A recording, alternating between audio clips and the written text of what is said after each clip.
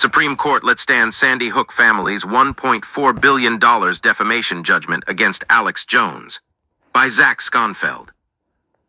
The Supreme Court on Tuesday turned down conspiracy theorist Alex Jones's appeal of a roughly $1.4 billion defamation judgment he owes for falsely claiming the Sandy Hook elementary school shooting was a hoax.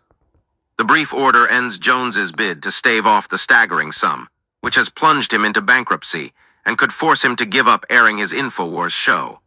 Jones' Supreme Court petition called it financial death penalty by fiat.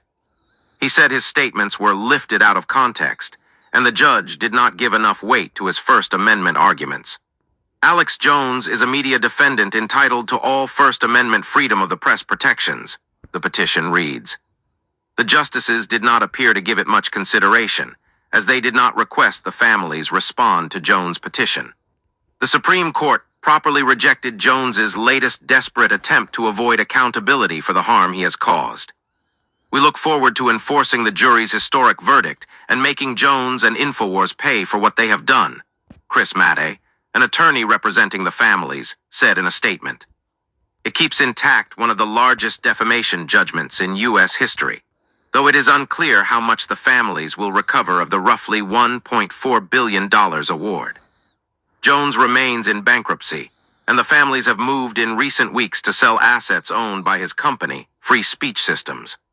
A judge recently confirmed those assets are not part of the bankruptcy estate, and the families can pursue claims in state court.